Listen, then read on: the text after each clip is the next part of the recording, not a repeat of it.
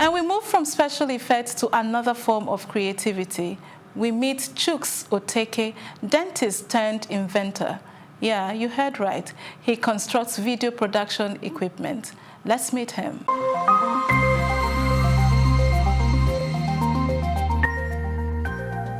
I like to get handy. That's just one of the features I think I possess.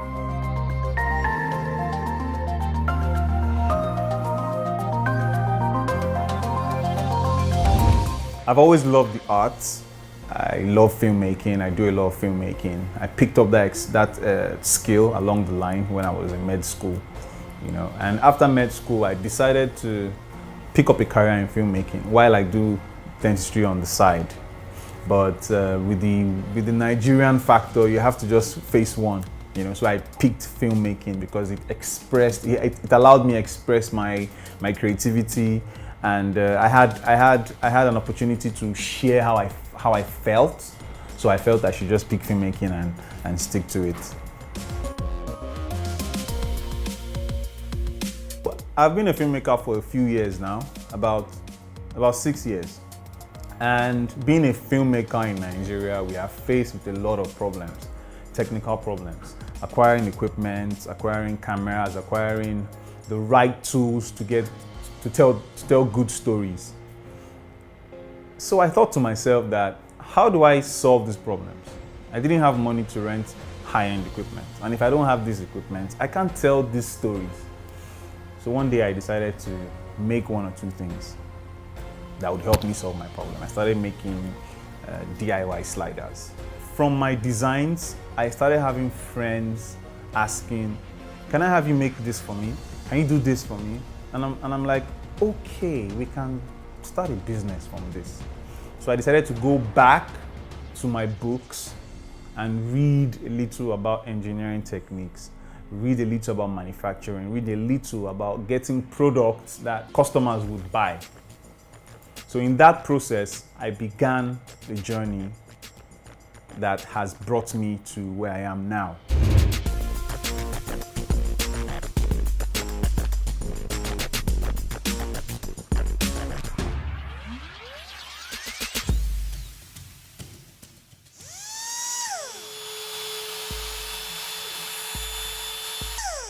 This is a manual milling machine, one of my earliest machines. I call her my baby girl.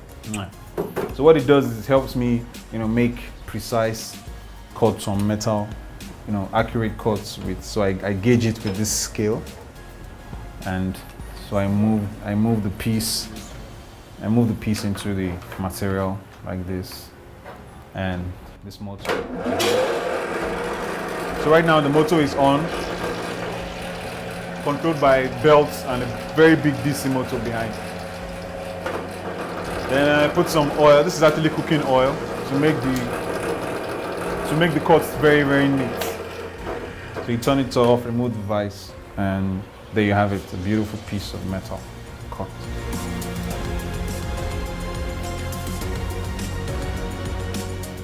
These aluminum chips can be very, very deadly. So we always advise to put on our goggles, safety first, and make sure your hands are clear of moving power tools like this so it doesn't amputate your hand. Yeah, a lot of people ask me that question. How come? How did it happen? You're a medical person. What are you doing with the camera? I am somebody that likes to follow my passion. I love dentistry. I love to put a smile on people's faces. But I also love to shoot movies and tell stories. And with the way the economy is, you sometimes don't find yourself doing what you actually read in school. So many factors. There's the socioeconomic factor, there's politics, there's so many things affecting it. And we can't just sit back and be expecting to get jobs. We can't just walk into a hospital and they say, wow, you're good, let's employ you. Sometimes you have to make a way for yourself. And filmmaking was the closest for me, or rather was the easiest for me. I started shooting wedding videography. I started doing short films. I started doing a lot of things that I found that they were fetching me money. little by little. So it's only understandable why I had to choose filmmaking, because it was paying the bills at the time, you know. So I gradually shifted from dentistry. It's not like dentistry is bad, don't get me wrong. Dentistry is really cool. You get to meet people, you get to put a smile on people's faces, you know, but filmmaking was more practical and it paid the bills better than dentistry.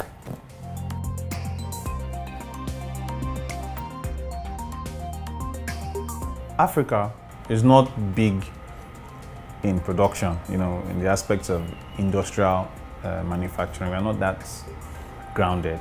We lack infrastructure. There's so many things, you know, but we have potential. We have the will. That's something I observed. So when I go to the market and I request for a particular material, the owner of the store tells me, no deal, but I think get them.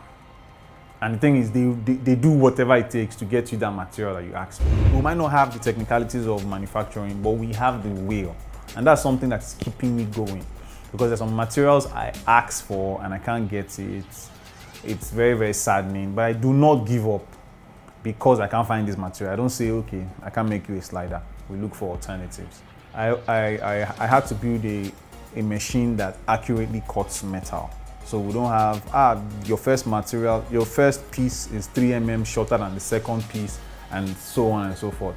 So it's like a robot that knows how to accurately cut these things for you. It's called a CNC machine, you know, and I checked the prices online, how to get a CNC machine that could cut metal. They were very, very expensive. And as a black man, I have to think of how to build these things myself.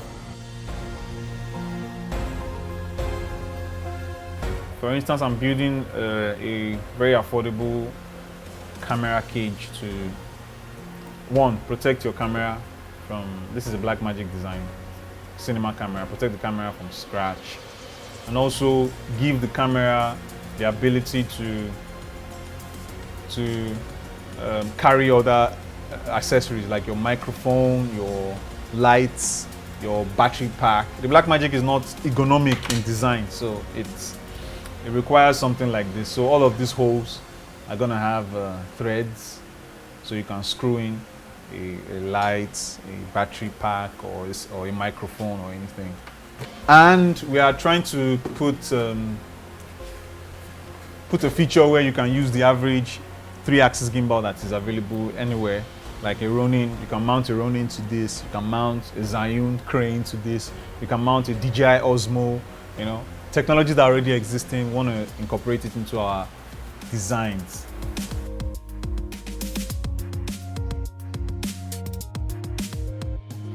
Sourcing raw materials is very hard, very, very hard, because these markets are scattered around Lagos. So you want to buy aluminium, you go as far as Oshodi. You want to buy bolts and nuts, you go to Lagos Island. You want to buy acrylic or glass, you go to Mushin. You know, it's just scattered around Lagos. And traffic. Lagos traffic is crazy. Okay, so right now, I had to wake up early so that I can head to the market to get a few supplies. We want to make a couple of sliders for like about 3 clients, or rather 3 customers. Yeah, Lagos traffic as usual.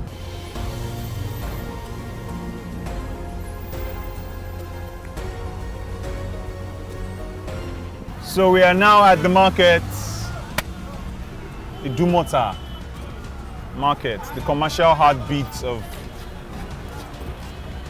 young businesses in Lagos. This is where we buy all the materials, from fashion, accessories,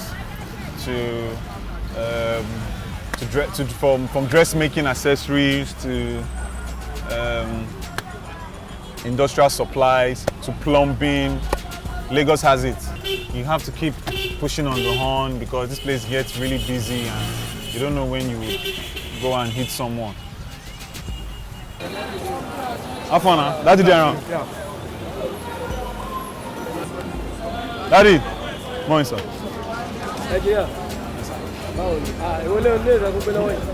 No milling bits.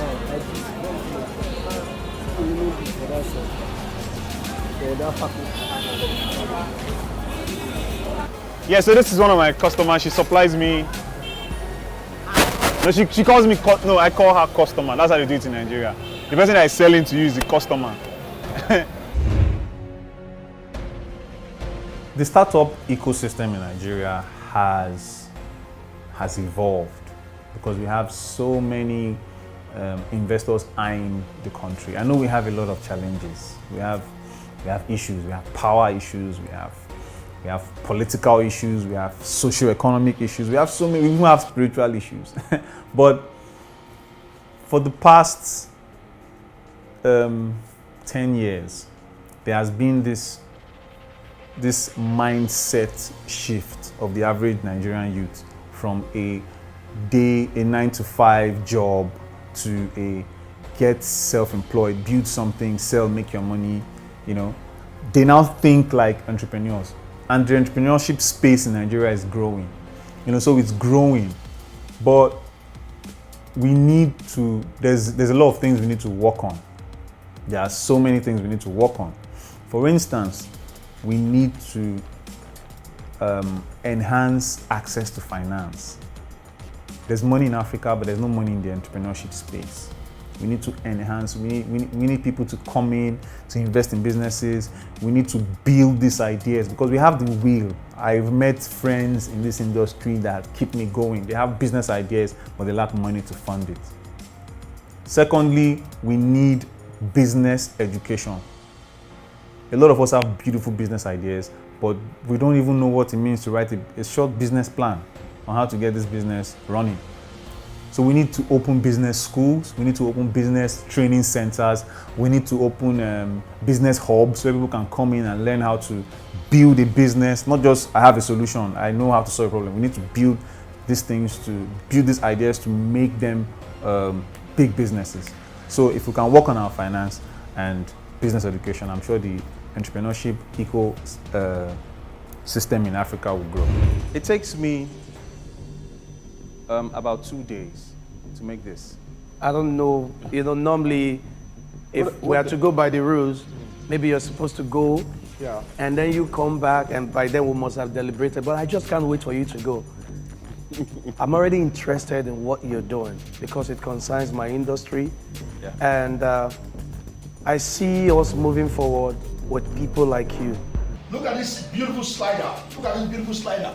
Made by a Nigerian for the Nigerian motion picture industry. Chooks, say hello. We are building technology advancements in our houses, and these guys out there don't see them. So if we can have an avenue where all these things can be showcased to the world, for instance, on platforms like this, where they see that actually young Africans are doing these things, I'm sure it will motivate other young Africans to want to build and be better at what they do. Another thing is our educational system. We need to infuse entrepreneurship to the rawest form in education. I mean, from the early stages of primary 1, primary 2, primary 3, we need to start teaching them the business idea, how to invent stuff, how to make things and solve their own problems. That's how they do in America, that's how they do in other advanced worlds.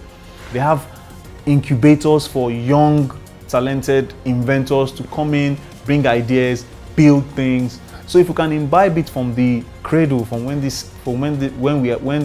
youths are children, as they grow older, they would build on this and start inventing things and probably change Africa.